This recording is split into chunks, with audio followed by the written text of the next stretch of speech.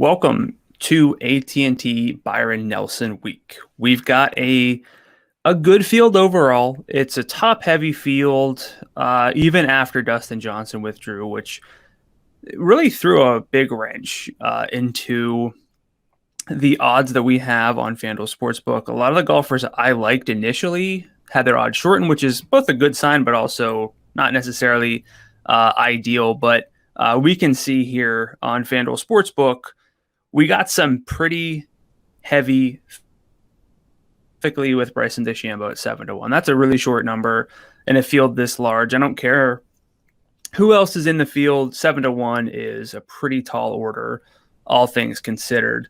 John Rahm 8.5-1. Jordan Spieth playing in his home state. He's from Dallas, went to college at Texas. He's 10-1. The same actually applies to Scotty Scheffler, who's now 16-1. Jumping ahead a little bit, but he opened at 22-1, then was 20, and then DJ withdrew. And so he's clearly been getting some action on FanDuel Sportsbook. But Daniel Berger, I won't say every bit as good as Bryson and John Rahm, but, he's in that tier, and I think he's underrated. Spieth's currently in that tier, but, we got Brooks Koepka, Hideki, Masters winner. So, at the top of the field, we got a lot to like. It drops off after that, but we're going to go over the whole field, go over everything, because this is the FanDuel PGA Q&A for the Byron Nelson. I'm your host, Brandon Gdula. I'm the managing editor over at numberFire.com. I'll be looking at the field, the betting odds, the daily fantasy slate, my win simulations, whatever else you want, because this is a Q&A format. So hit up the comment section on YouTube, Facebook, Twitter, or Twitch if you have questions. For this week's event, I want to kind of stick with the field more because the course is a new course, TPC Craig Ranch. It hosted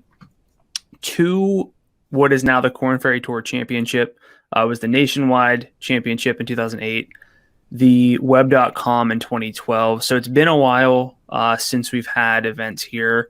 Also, nothing with ShotLink data. So I kind of want to look at the field because the course is kind of its own discussion, but I also think I need to spend a lot of time looking at the course to try to figure out what, if anything, we can glean.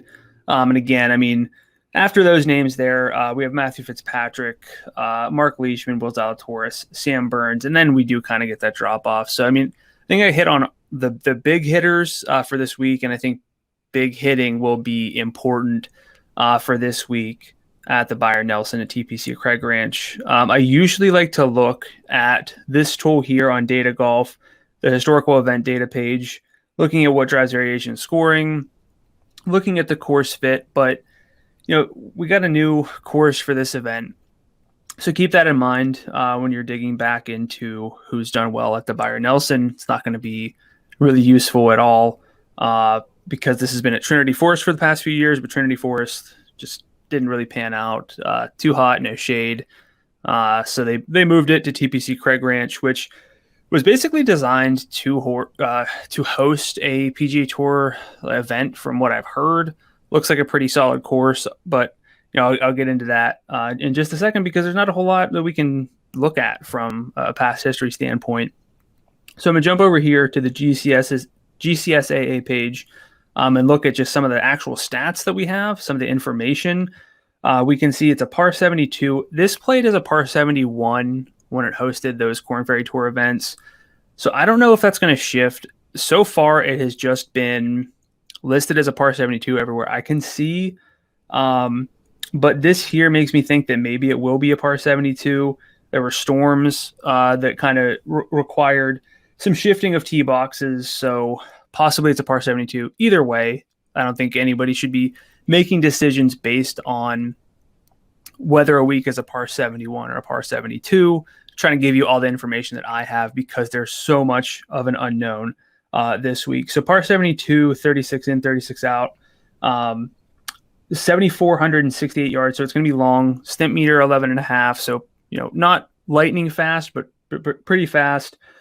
This here, I think, is interesting. The amount of sand bunkers. If you look at like a top-down course view of TPC Craig Ranch, you can see a lot of bunkers greenside, but also some fairway bunkers. So it's possible sand play, just getting up and down out of sand bunkers will be important for this week. But, water in play a lot. So you could get into trouble, but all things that I'm seeing, and I'll get into this more in just 1 second, is that it's going to play pretty easily relative to par.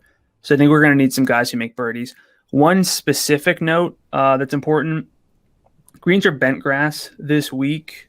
We've been on Bermuda or overseeded Bermuda for pretty much like 3 months plus. Most every green we've had has been Bermuda. So we're switching back over. Augusta's bent grass, but we're getting back on bent grass, so we can kind of factor that in a little bit. But putting's not necessarily one of my key stats. So we don't have a whole lot else to go off of from a course information standpoint. I think I covered what I can from, like, here's what we're looking at. It's a recent design, 2004. Again, it was kind of just made to be a PGA Tour course. So I did go back and look at those I'll just call them Corn Ferry Tour Championships in 2008 and 2012, and kind of pulled some information. This looks at a player's season-long stats at over the entire season on the Corn Ferry Tour, and then tries to kind of bucket those players into archetypes and look and see who's actually done well here. So to see something like putting, if you look at just in-week data, the guys who make the most birdies, they're going to look good, and it's going to make birdie rate look really promising. But so what this is trying to look at is, how do guys who make birdies typically, or hit greens in regulation, or scramble well on the full season, how did they fare in these two events? It's not perfect, but it's something. I think what is most telling are kind of two things, and the first one is kind of a two-parter. It goes hand in hand. The birdie or better rate at TPC Craig Ranch has been above the season average on the Corn Ferry Tour in both of those seasons. So you would think that it's fairly scoreable, and we can see the winner. This is based on a par 71, but the winners were 17 and 16 under respectively in 2008 and 2012. So you would probably think more of a birdie fest than it is playing closer to like 8 to 10 under. And that does matter. We're going to get more fantasy points from birdies and eagles, and we're not necessarily going to see such a high percentage of scoring generated from finishing positions. So this also is probably what I'm basing most of my information off of right here. Is I looked at this top one in particular, bucketing players in skill sets. So how did the golfers ranked in the top 30 in driving distance, for example, fare? That's what this is showing. Those golfers who were top 30 in distance on the full season and then played at TPC Craig Ranch had an average stroke differential of a positive 0.18, which is what you want to see. This is not relative to par. It's how many strokes you gained on the field average. But by contrast, the most accurate hitters of the season who played at this course lost 0.11 strokes on average. A good drive rate was actually worse. A little bit of a smaller sample there, but this is showing that among the driving stats, guys who were longer off the tee full season fared better at TPC Craig Ranch. Golfers with good greens and regulation ranks, which is the best equivalent we can get with strokes gained approach from a traditional stat, they gained 0.21. This is really surprising, though, the scrambling. Good scramblers gained marginally more strokes than any of these other sort of catch-all stats, which is kind of surprising. But this probably, we're looking at the Corn Ferry Tour Championships. We're probably looking at guys who didn't make unnecessary bogeys. So I think wedge play might matter. Getting up and down might matter, but we're realistically looking at birdie fests for these two events overall. And while scrambling might not matter at the top, like you're not going to get to 20 under if that's the way things play by scrambling and saving par, but you can make cuts by scrambling and getting up and down out of bunkers. So It's kind of a layered response there, but I do think that scrambling to some degree is going to be important. So that's kind of my vibe. That's kind of the feel that I'm getting for this unknown course. It's the best I could do. I try to dig in and get some answers to the questions I have. And speaking of questions, if you have any, hit up the YouTube, Facebook, Twitter, or Twitch chat for this week. It can be betting, it can be daily fantasy related on FanDuel, but I think that's kind of this is where I've been settling on how I'm playing things. So distance, irons, and wedge play to some degree, and also birdie or better rate as opposed to bogey avoidance. So I will now look at the top of the field in terms of salary for this week. Again, Dustin Johnson did withdraw. So we have kind of in their own tier, Bryson DeChambeau and Jon Rahm, both above 12,000 on FanDuel in terms of their salary. My model, as you can see here, prefers Jon Rahm. He came out winning 10.4% of thousands of simulations based on his long-term adjusted form and expected course fit. Again, just trying to do my best with that course fit, not trying to overextend there. But he's just a better golfer than Bryson over the past year when adjusted for recency and field strength that they've played in. Bryson, despite being the betting favorite, does come out kind of as a bad betting value based on this. But I can see the case for Bryson in a field like this. He lives in Dallas now, went to Southern Methodist. So for me, Bryson's firmly in play on FanDuel. I just wouldn't particularly be rating him above Jon Rahm head-to-head, primarily because of this here. Like, there's not a whole lot to nitpick either guy. They're actually both really good putters, but the approach play does favor Jon Rahm. Again, these numbers here will show percentile rank relative to the field over the past year when adjusted for recency and field strength based on my own calculations. I do have some questions on YouTube. First one from Seth. How much does putting matter in a birdie fest? I think putting matters a lot in a birdie fest because, so this is kind of the problem, right? If you look at in-tournament stats based on, like, you can pull up birdie fest where scoring is easier. You're going to see the guys who putted really well, sinking those long putts, rate out well, make a lot of birdies. So that, like, you have to putt well in that week. However, there's not as strong a correlation. Actually, I don't know this, but I'm pretty certain, and I'll make a note and study this after I'm done. But if you ran like a correlation between all of the strokes gained stats, I would have to think that the birdie or better rate correlates better to things like strokes gained off the tee and strokes gained approach than actually putting, because the way that you kind of generate those birdie chances is to have good ball striking and put it in close enough where you can make putts. Better putters are typically I know for a fact it correlates putting correlates weaker to making cuts. So you're going to need to be able to putt to some degree, but the better putters don't necessarily rate out as the better birdie makers. I'll try to put this to the test a little bit because I have birdie or better rate gained. So we can see here the best birdie makers do rate out well, but these are most of the studs.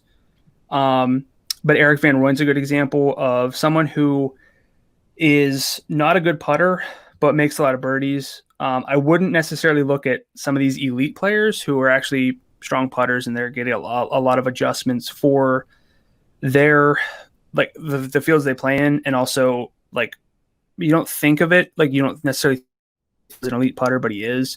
Same with Bryson. That's why these guys are so good. But we can see here, like, Aaron Wise, Cam Champ, these guys make birdies, but they're not necessarily the best putters by any means. They get that red flag from being in the 25th percentile or below. And if I sort by the best putters, there's a really small sample, so I wouldn't put too much into that. But we can see Andrew Putnam not rating out particularly well. Someone like Matt Kuchar, Brandon Snedeker, you think of as like great putters, not necessarily the best birdie makers. So putting is going to matter, but for that reason as well, like I wouldn't say target the best putters. You're going to want to target the best ball strikers who also are not terrible putters, because those are going to be the guys who can go low. Someone like even Sebastian Munoz, not a great baseline putter, but not horrible. He's really good tee to green, and therefore he can get himself into those opportunities to make birdie. Another question from Tom. Thoughts on John Catlin? I haven't looked at him much. I believe you're probably asking because he's, I think, doing well on the European Tour. This is from Data Golf over the past 6 months. So Catlin, I'll pull up his results. I'm not super big into the European Tour, but I do try to track it the best that I can. This is a great resource, by the way. Data Golf's true strokes gain query. This is their adjusted strokes gain numbers. But you can look at the past 6 months. You can change this to a few filters. But just over the past 6 months, you look at someone like Catlin, and he's down here at like, what, minus 0.6 was he? I should have committed that to memory, but 0.65. So he's way down here in terms of their adjusted strokes gained numbers over the past 6 months. So that's not super encouraging. But if we look at his, so this is probably, yeah, okay. My memory's jarred now, but the recent win at the Austrian Open, 52nd and 5th on the European Tour. So I'm talking a lot about the Korn Ferry Tour because of the championships that we've had at TPC Craig Ranch. Keep in mind, I'll see if I can pull this up quickly too. The European Tour, I think, gets a lot of undeserved attention relative to the Korn Ferry Tour. Data Golf has so many things, but this is kind of where I go to for field strength. I look at the official World Golf rankings as well, but if you look at something like the Austrian Open, the average player in that field is almost 2 strokes worse than like what you would consider the world average player. So minus 1.7 there. The RBC Heritage that same week, for context, an even field. But if you look at like they still have it listed as the web, but the web, like these are very similar fields overall. So my question would be, if someone has a win, a 52nd and a 5th on the Korn Ferry Tour and is playing in this field, would you kind of get excited? I personally wouldn't. That's not to say that he won't do well, but I think that sometimes, and I fell into this trap like years ago, the European Tour, I think, gets a little inflated. So I would caution against that. There are plenty of value golfers this week. I don't actually know what Catlin is because, again, so 9,100. All right. So in that range, I would prefer kind of a lot of golfers. I'm not super sold on the 9,000 range overall. You can kind of compare Thomas Peters there at 9,500, Sebastian Munoz as well. But Catlin here, for example, a subpar long-term performer in my weighted and adjusted, like just long-term form, a minus 0.16. You don't see a whole lot of great numbers here in that low 9,000 range. I kind of like to mix and match in the 8,000 range this week because we have so many studs with Patton Kizzire, Wyndham Clark, James Hahn, Pat Perez kind of standing out the most. So for me, I wouldn't play him. But I wouldn't, like, if you have a good read, go for it. What worries me is this approach number and this off the tee number being below the kind of world average over the past 6 months, even though he's been faring well. I'll look at this the past 3 months and maybe this will change everything. The approach has been better, but the off the tee still not great, kind of average over the past 3 months, which is a small sample, but we can see him down here pretty far, just above like Harry Higgs, Harris English. It's kind of sad to see because I'm a big Harris English guy. So final thoughts on Catlin. I would probably say no. But if you're buying into the super recent form, I can't really fault you for that. So I'm gonna look at the upper tier overall, just because I think it's a really interesting week, because without DJ, we still have plenty of options. It's kind of hard to narrow it down for me. I don't have Spieth highlighted in green, but it's a little scary just because he's from Texas, went to Texas, won in Texas recently. He's still getting bogged down from the past year of data. My stuff's weighted for recency, so that does help him a bit. Spieth, though, not prohibitively short, which is something that I think we can always kind of forget with Spieth. 66th percentile over the past 100 rounds, according to Fantasy National. Really good on bent grass, so I wouldn't mind Spieth, but if I have to pick one process play at the top, it's going to be Jon Rahm, just because he's the best golfer in the field, and he has really no question marks anywhere, specifically with the irons being the best among these golfers at 11,000 or above over the past year. So for me, it's going to be Rahm. I like Daniel Berger a lot. I would rather bet him than Bryson, Rahm, or Spieth just because the number's good. And he's really not that far off of Bryson or Rahm, all things considered, and we're getting roughly double the odds on the two favorites. Better number than we have with Spieth, but Scotty Scheffler, Will Zalatoris in the low 12,000 range also fit. I think my main issue is that we want access to that win equity, which is coming primarily from guys like Bryson, Rahm, Berger. My model loves Fitzpatrick more than I do. I'm a little bit not super sold on him just because of the distance, and I think it's going to go low, and that's really not what he thrives at.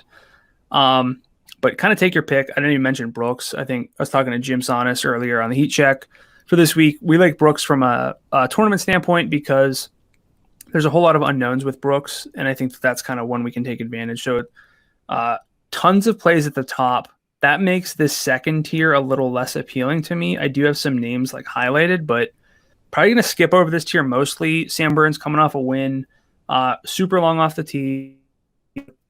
Should be able to thrive here, but that salary of 10.8 is pretty high. I would rather play Siwoo Kim just because of the longer track record being good. But we have a ton of names right here who have been quite good over the past year when adjusted for field strength and recency. Probably not chasing Luke List, just overinflated, not quite as good as some of these other names right above him. So that's kind of where I am. With the 10,000 tier, I'm probably not going to be on it much, and same for the 9,000 tier. Even like the upper 9,000 range is fine. The lower 9,000 range, like the Keith Mitchells, Brant Snedekers, John Catlin, not really doing it for me. I like Munoz. He went to North Texas. So did Carlos Ortiz. They're just good players overall. Ortiz's irons are super cold, but Taylor Gooch is someone who doesn't really have that issue. Necessarily 85th percentile and weighted and adjusted strokes gained approach over the past year. So Gooch is someone I would consider building around. The issue is you can't necessarily be peppering the 9,000 range if you are trying to get Jon Rahm and Scotty Scheffler or Will Zalatoris, like two or three of those guys, which is possible. So for me this week, I'm probably going to be, even though I'm fine with some of these names, looking more in that 8,000 range, as I already discussed, rattled off some names there. With Perez, Hahn, Wyndham Clark, Patton Kizzire, even Tom Lewis at 8,200 would be in play for me. He's long off the tee or long enough. Gain strokes, 87th percentile there.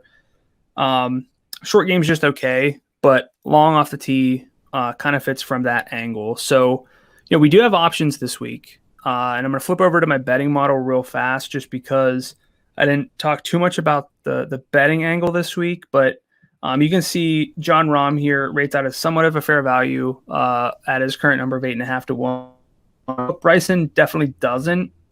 Would I be surprised if Bryson wins? Not at all. He won 8.2% of the simulations that I ran, but not really a good number for me on the market.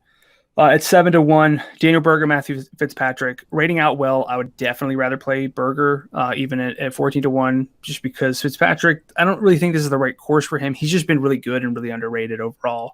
Will Zalatoris is kind of where I'm settling as my as the first place I'm looking. First place I'm realistically going to be betting this week at 26-1. He's long off the tee. He kind of has what it's going to take, I think, to go super low and succeed here. Harris English, I don't know. Even with the recent form being bad, he still rates out really well. My model always loves him. I can't really remember a week where he has not been rated as a positive value in my model, which is kind of scary. It did pay off once, but I'm not quite there at the moment. I think Taylor Gooch, Jason Day, Doug Gim, all kind of in play for me. That's kind of where I'm looking for the longer shots. Maybe all top tens for these guys aside from Day. Day definitely has what it takes to win, but I'm not seeing a ton of like heavy value on these long shots. About 64% of the win equity came from the 19 golfers with a salary of $10,000 or above. That's pretty typical. But even last week when we had some names floating, if you really look at it, when Rory won, a lot of big names were lurking. I kind of think that's going to be the same thing again this week. But my main go-to betting pick for this week is going to be Will Zalatoris. My favorite FanDuel play at the top is Jon Rahm. And then I think that we have a cluster of values that we can rotate in. So that's all I have for today. I'm going to bring in Jim, who I'm sure everyone for anyway, because who would want to talk golf when we can talk baseball, as I always say. I love baseball. Always want to talk baseball. Jim, we got a question yesterday about how MLB DFS went for you. I think it was Michael was asking how your MLB DFS, I guess I don't like, foray is not the right word. Your dabbling went last week with MLB. So good. I actually had to cover. So I got to do some analysis this weekend for MLB DFS. Jacob deGrom went awesome this weekend. Until he got hurt. Yeah, so I think I cursed him. Maybe I should stay out of your territory. No, I've cursed plenty of people. Believe me. Like, there's a reason Byron Buxton's on the injured list right now. It has nothing to do with Byron Buxton. It's all because I cursed him. So I get it. You kind of have to get that first curse out of the way. Now you're probably fine. So, like, if you want to take over the solo shot, I could use a day off. Speaking of which, I do have a couple days off in June. I need to talk to you about. Potentially, I think you want to fill in? Yeah, why not? Let's do it. We'll talk about that later on. But Brandon, I appreciate it. I will talk to you now to get you set for tonight's MLB slate. That sound good to you? Yeah, I'm gonna go away, but I'm gonna be here. Okay, good to know. So let's talk about tonight's MLB DFS slate. Follow Brandon on Twitter at Gdula13. And honestly, it's a pretty fun slate for tonight as well, because we have a lot of good pitchers across the board in each salary tier. I think as far as the studs go, it should be pretty obvious where you want to go there. To me, it starts off with Walker Buehler and then goes with John Means. I think those two guys are definitively the 1 and the 2 for this slate. For the value plays, it's muddier, but not in like a bad way. Not because like there's no one I want to use, but because there are actually like several guys I want to use. When we have guys like Buehler and Means on the slate, I'll often say, here's who I would use for value, but I'm probably not going to use them for value for today. That's not the case in this one, though. I actually do think that the value plays we'll talk about throughout this broadcast for today are worthwhile options for MLB DFS. Even when you decide to get your healthy exposure to John Means and Walker Buehler, you can still go at them. So I think, to me, the list of those value plays is going to wind up being Madison Bumgarner, Freddie Peralta, and Dylan Cease. All those guys, good options for today. Those are the ones we'll be focusing on overall. So if you got questions about pitchers for today, Stack's a little bit muddier for sure than the pitchers are. Hit us up, whether you're watching on YouTube, Twitch, Facebook, or Twitter. You can get those questions in. We'll take questions no matter where you are watching here for the FanDuel Fantasy Q&A. All right, let's take a look at the player pool here over on FanDuel.com. As mentioned, Means and Buehler are the top two studs for me. The reason I lean towards Buehler is he is at home facing a decent matchup. Means doesn't have a terrible matchup. The Mets obviously have not been great this year. You don't fire a hitting coach. Everything's going, or hitting coaches, I guess I should say. Everything is fine and dandy. But They're pretty good against lefties. A small sample, but a 118 WRC plus for them versus lefties.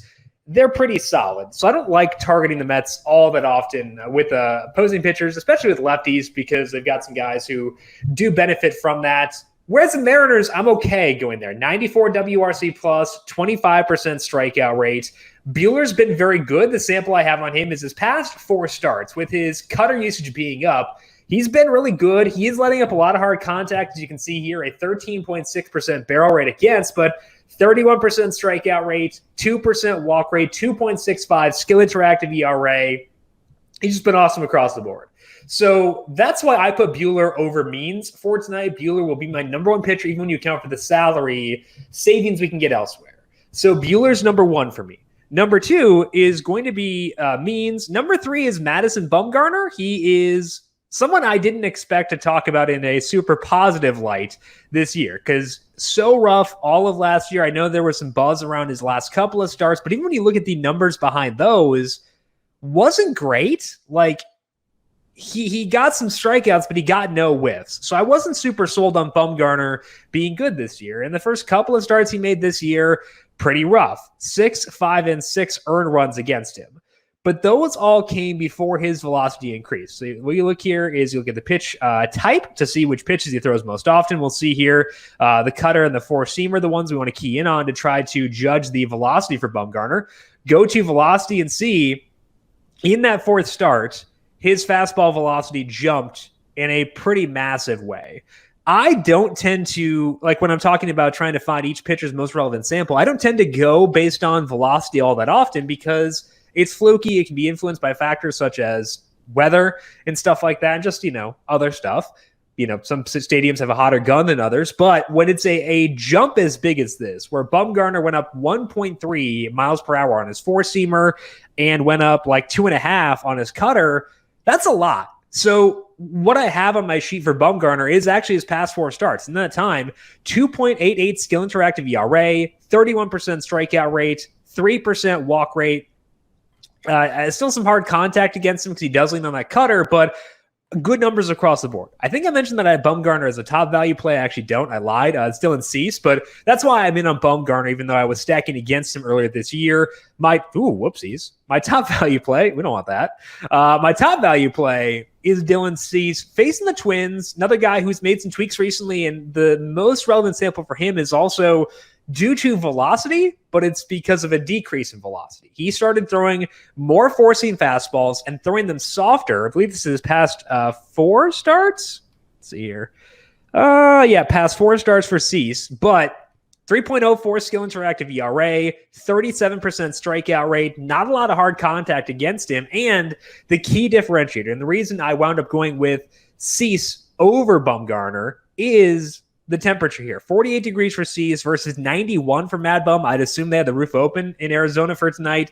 So to me, if I'm choosing one of those value guys, I go Cease over Bumgarner. Both really good options. I think Freddie Peralta, a solid one as well. Alvin's question here, where would we rank the Braves as a stack for tonight? The Braves are facing Robbie Ray, and I think Ray is someone we can stack against. The reason I was not super high on them is in part because even when you look at last year, if you look at last year plus this year, for whatever reason, the Braves have actually been kind of bad against lefties. Like the numbers I have here are just for 2021. It's a small sample. I don't put a lot of stock in them having a 55 WRC plus against lefties this year, but they actually had low numbers if you included last year as well. So they haven't been that good against lefties. Ray this year, strikeout rate, pretty similar, getting a lot of whiffs, not a lot of walks for him. The hard contact is still there. That's why I think you could consider them, especially if we're talking about Dansby Swanson, Austin Riley, guys in the middle part of that Braves order, but I don't want to rank them very high. So I think this morning I talked about 6 different stacks I'd be willing to consider. The Braves were not in there, and I would still keep them below there. It's not like a great slate for stacking because there aren't a ton of options, but I still think the Braves, for me at least, are pretty much an afterthought. They're not, I don't care too much if I get there or not. I think you can go there for one-offs. I think that, again, the value plays here are okay. Swanson, maybe Ozuna, but also Riley. Those guys could work, but I think that they're not a team I want to get a ton of exposure to, and I think there are better value plays in them as well. Isidore, Means has a 0.488 xFIP. Why is he performing so well? So let's look into John Means here and look at the advanced numbers on John Means and see what he has been doing so far this year. The numbers that initially got me onto Means earlier this year were at the end of last year. He started throwing a curveball more often. It was a pretty good curveball, and that led to some good results. The curveball usage actually hasn't carried over into this year. So we scroll down here and look at his pitch usage. Curve usage, 12%, actually in line with last year. So it's down from where it was towards the end of last year. But I don't know. For whatever reason, it's been working out really well. The reason why I'm not expecting regression necessarily from John Means, like his ERA won't be 1.37, but I'd expect him to still have like a good overall profile, is that the numbers that stabilize most quickly grade out really well for him. 15.7% swinging strike rate. That corresponds in general with like a 31 or so percent strikeout rate. Let's go down here to the other plate discipline data and check out his CSW percentage. That is 31.6% up from last year and above the league average. So even when Means does regress, like that ERA will come up, I'd still expect him to be a very good pitcher. So I don't know how he's doing it, but good for him. And I would expect it to continue just because the numbers that stabilize most quickly, like the CSW percentage and the swinging strike rate, those numbers make him look like a stud. So I'm inclined to believe that it's probably true. So I don't know how he's doing it, but I know he's doing it, and I'd expect that to continue. Michael, is Toronto your top stack now with Washington number 2? Yes, they are my top stack for today. I'm debating if I want to keep Washington 2. The reason I'm debating is because I'm kind of thinking about moving the Padres up. It seems like that game might be safer than I thought it was this morning. Kevin Roth of Roto Grinders, I have his write-up pulled up over here. He said that he thought this game would play this morning. And looking at the forecast and not the radar, because I don't know how to read that, but like looking at dark sky weather and what they have as far as precipitation stuff for tonight, it does look like it's in line with what Kevin was saying this morning, where the rain starts to go away around first pitch. So maybe it's a situation where they delay things a bit and play it after that, especially because they already have a doubleheader for tomorrow. I think they have a lot of incentive to play, and they've been very willing to play through games in the past. That has not been the case this year. I think one thing that's encouraging is that they have not postponed that game yet, because when Colorado has wanted to postpone a game as a result of bad weather, they've generally done it pretty early in the morning. So I have faith in them. I'm feeling pretty good about that game right now. The reason I'm not saying, okay, definitively, let's lock the Padres into number 2 is that the temperature is so low at Coors Field. Just 42 degrees, the first pitch temperature for that game between the Rockies and the Padres. That is a downgrade for them for sure. It's not super warm for the Nationals against Chase Anderson, 61 degrees, but that's still pretty high. So to me, I think it's probably the Blue Jays 1. I would go with the Padres 2 by a hair over the Nationals. Nationals 3, Phillies 4 for me right now for ranking the stacks. Let's talk about Toronto, though, given we do know that Bryce Wilson will be starting for today. The numbers I have on Wilson on this sheet are for the 3 starts he's made this year: 5.84 skill interactive ERA, 11% strikeout rate, 11.1% barrel rate against, facing a very good team in Toronto. Actually has the number 2 WRC plus on the slate against the opposing pitcher's handedness. Good numbers in the hard contact area, not a lot of strikeouts. They're a very good offense facing a guy who's struggling. They do lose a DHer today because they're in a National League park, but not a massive concern for me, given that it's not going to take away any of their like super desirable bats. Is refreshing that. No lineup yet for the Blue Jays, but it doesn't worry me too much that they're in a National League park. Slight downgrade for sure, but nothing too crazy there. The one pushback you could have with looking at Bryce Wilson's numbers for this year is that it's a 3-start sample. Why would we want to overreact to a 3-start sample? Thing is, though, like even when you look at the career numbers for Wilson, they kind of paint the same picture. He has a 5.55, I believe. Yeah, 5.55 skill interactive ERA for his career, 17% strikeout rate, 10.5% barrel rate against, 36% ground ball rate.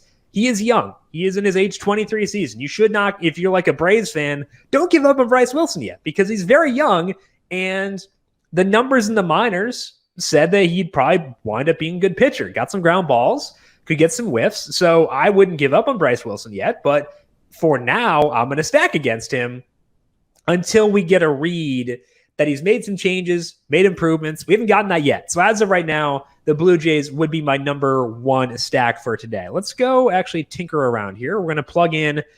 I want to see what we can do with Buehler as our pitcher. We know we can do good things if we have Bumgarner out there or Cease, but let's put Buehler in there for funsies and see what we can build once we do that. Go down to Blue Jays here. Do you want to see who they have projected out here, given the lack of a DH? They do have Grichuk and Hernandez in there, so that's an encouraging thing for sure. So, okay, we can kind of proceed as usual with this Blue Jays team, despite the fact they're losing the DH.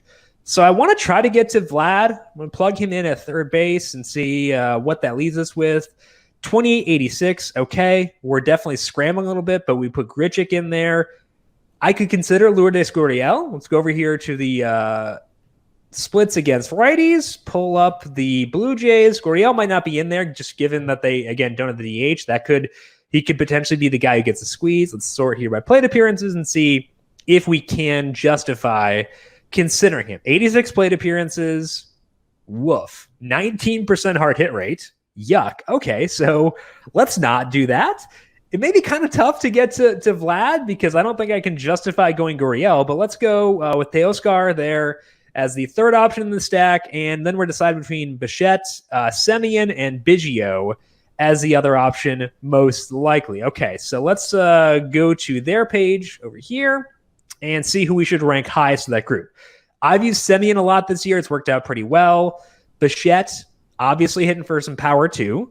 Biggio, 167 ISO, but some good fly ball numbers. So I think it depends on kind of what you have left. If you are scrambling to save salary and need to try to find ways to give yourself extra wiggle room to jam in Vlad, then you go Biggio. Biggio does make sense at second base there. If you go Biggio, Vlad, Grichuk, and Teoscar, you've got some salary flexibility, 2950 left for your final four slots for your second stack. That's not too bad. I can at least work with that. But let's say you have some other value stack here. And importantly, kind of burying the lead here, but we do have a value play over on the Phillies. Let's go to Brad Miller here. He is batting fifth. He is minimum salary. We'll put him in at first base. So we have 30.75 left. If we do that, we've got the ability to kind of pick our favorites here between the Blue Jays among the middle infield type guys. I'd probably lean towards Semien just because there are some salary savings there. I mean, at least relative to Bichette, 29.67 left is not that bad. And he does have some good power numbers so far this year. A lot of fly balls, a 53% fly ball rate. That's a good chunk higher than Bichette's. I'll check out the barrel numbers here on Semien. I know they're down from where they were at the beginning part of the year, but they're still, I think, pretty good just based on the fact that, I played him and things have gone pretty well when that has happened. But do you want to just at least double check to make sure we're making some database decisions as opposed to anecdotal stuff? 7.4% barrel rate, but 6 stolen bases. I'll take that. That's definitely encouraging. Let's see what the barrel rate is here for Bichette. 13.5%, also 6 steals. Okay, I lied. I want to go Bichette. I do want to change my mind here. Let's go up to Bichette at shortstop. I think if we do that here, we're sitting in a pretty good spot. So we've got the salary flexibility to make things work here. So I would say you can at least try. I would make a concerted effort to get in Vlad and Bichette as my top 2 studs for tonight. I think that Semien's a great consolation prize. And as mentioned, if you need to go Biggio, like if your second stack is kind of high salaried, that's okay. But Vlad and Bichette, my 2 favorite options among the top guys, Grichuk and Teoscar are good sources of mid-salaried power, which we always want to try to find. Jesus is asking any other pitchers you like for tonight. So let's go through. I'm assuming Jesus tuned in a bit later. So let's go through overall pitching thoughts and then go from there a bit. Buehler is 1 for me. Means is 2. Among the value plays, I have Dylan Cease as my number 3 pitcher and number 1 value play. Madison Bumgarner is number 2 among the values. And then Freddie Peralta is number 3. The reason that I find that really fun is all these guys have like different salaries. You got Buehler and Means in the top range, but then Bumgarner is $8,700. Peralta is 86. We have Cease down to 82. That's a lot of flexibility. Like if you put in Dylan Cease at a 33.50, and we go back to the Blue Jays here, you might not even need to like consider the value options there. Let's go to Vlad at third base. I'm going to put Bichette in at shortstop. We're going to put Semien in at second base. Once we do that, we have 3,100 left. We can go Teoscar and like still be swimming. So Dylan Cease can allow you to fill out some really fun lineups for today, and I'd like to do that. So again, sometimes when we have situations where we have guys like Bueller and like Means who make a lot of sense, have these high salaries, I will give you value options that you can use while acknowledging that I'm probably not going to use them myself. For today, I actually am going to use the value plays. I am going to use Cease. I am going to use Bumgarner. I am going to use Peralta as well because I think they grade out well. That is more dispersed than I like to be a pitcher, and it is annoying to be that spread out, but I do think that it is a fine play for tonight because there aren't a lot of stacks I like, and there are enough good pitchers who grade out really well. Okay, so Michael says the Blue Jays lineup is out. Baseball press is pretty slow. So let's refresh FanDuel over here and see if we can get the lineup loaded in over here instead. Otherwise, I'll just pull it up my other computer and see what it looks like there. Okay, Michael copy pasted. Thank you, Michael. That's actually, I appreciate that a lot. That's very helpful. Let's see if I can pull it up here anyway. Okay, it's not in yet. So we got Semien, Bichette, Guerrero, Teoscar, Grichuk, Biggio, Gurriel, McGuire. Okay, so it's exactly what we expected. So I'm going to stick with the analysis before of go with Vlad and Bichette as the quote-unquote priorities among the studs. But if you need the $500 extra to get to Semien, or like if you filled shortstop and just need second base because Bichette only at shortstop, I think that then you can go Semien at second base, justify taking the salary savings there. And then Grichuk and Hernandez, the top guys among the non-studs. And then I'd be willing to go to Biggio if you need to save salary, because $2,500 is a really good number for him. I know he's been rough so far this year, but still hitting fly balls. And I think that works out pretty well. Mateo, hey, I'm late to the party. I like the bats in both sides of the Washington Phillies game. Which Phillies would you play? I like both bats as well, Mateo. I think that both teams in that game do grade out pretty well for hitting. Let's go to the hitting tab over here. We talked about the Nationals against Chase Anderson. I think that they're solid. No concerns there. As far as Fetty goes, let's pull up the numbers here and see what he's been doing. He's not all that, like, he's changing things up from last year, but he's still not getting a ton of whiffs, I would say. That's the part. He's getting strikeouts. He's not getting whiffs, though. He's not getting swings and misses from these guys. So I want to go to the splits tool here. We can look at the numbers for Fetty since the start of last year and try to get an idea of the platoon splits against Fetty in that time. We're going to group these by career. We're going to go as starter to get rid of some of those relief appearances. He only had a couple, but like still, do want to get rid of those. Okay, so overall, Fetty has an 18% strikeout rate, and he has allowed a 36% hard hit rate, 51% ground ball rate. Let's look at righties here first. Ground ball rate goes down to 47%. Hard hit rate stays pretty steady. Strikeout rate goes up a bit. If we go to against lefties, strikeout rate goes down to 12%, but allows less hard contact and gets more ground balls. So I would say, Mateo, if we're talking about the Phillies, you can go at either the righties or the lefties. I would say, honestly, like, I know that the platoon splits don't favor Brad Miller because we do probably want to go. I know Fetty's a righty, but from a platoon split perspective, based on the batted ball numbers against him, I'd rather target the righties against him than the lefties. Brad Miller's a lefty, so this is like counterintuitive, but I do think that Miller does make sense. He's minimum salary, batting fifth, has okay numbers so far this year. So I'd go Miller. I want to look at the numbers here. Hoskins dropping down to sixth in the order is actually not a massive red flag for me because the strikeouts are a massive red flag, but I don't expect Fetty to keep up the strikeout rate he has had so far. So I'm open to Hoskins. That's the way I'd phrase that. I think that Real Muto, the better play because he's just $300 higher, but like I'm still willing to consider Hoskins despite the fact he's lower in the order. Let's put Bueller in there to see what we're working with and then go back down to the Phillies here. I want Harper in there because Harper is tremendous, always very good. So we have 30-17 left.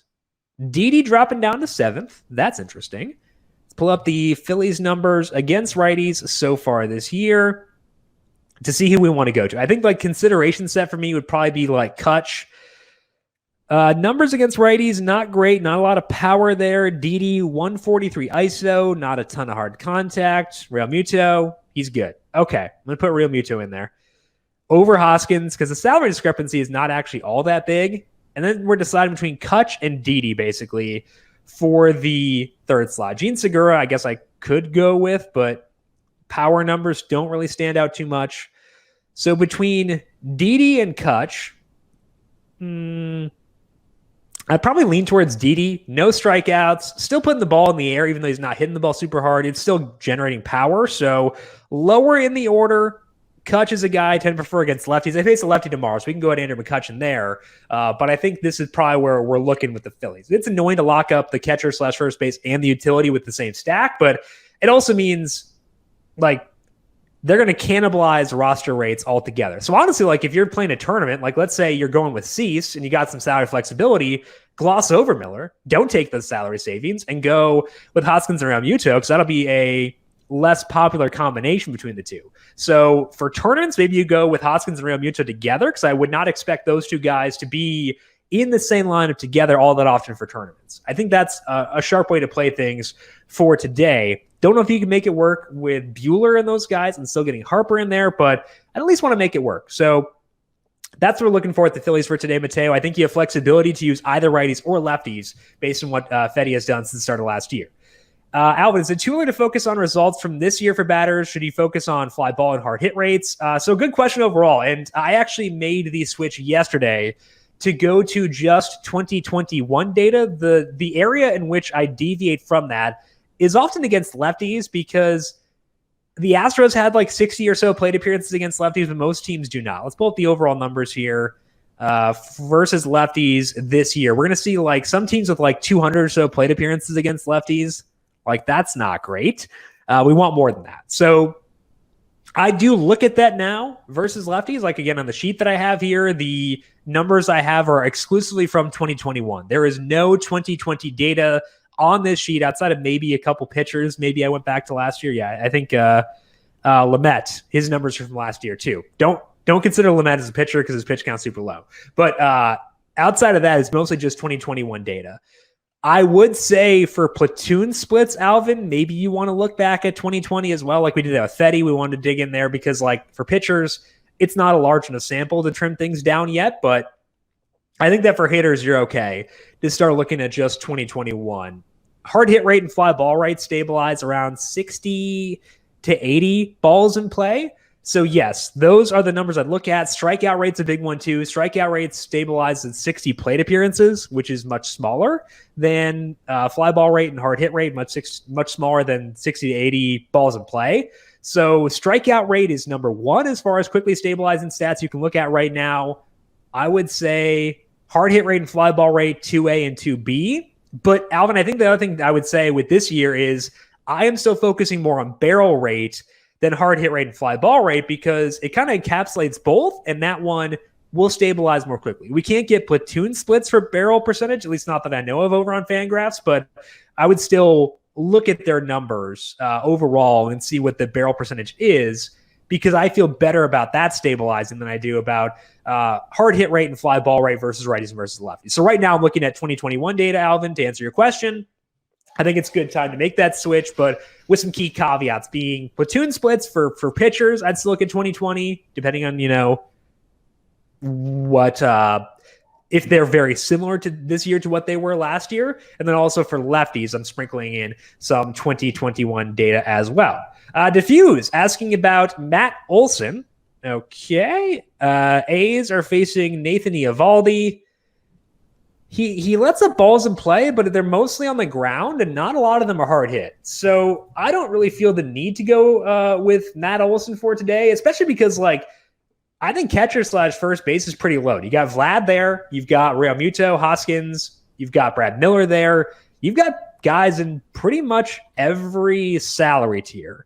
So I'm not looking to stack the A's which means I'm not really digging into Olsen all that much. He's obviously a very good hitter, but I don't tend to look at one-offs I'm not using in a stack unless they're like an extreme value play or they're at a position that I don't like. I actually like first base / catcher quite a bit today. So Olsen's probably not going to make the cut for me just because I have a lot of good options at catcher / first base overall between Vlad, Hoskins, Real Muto, Miller.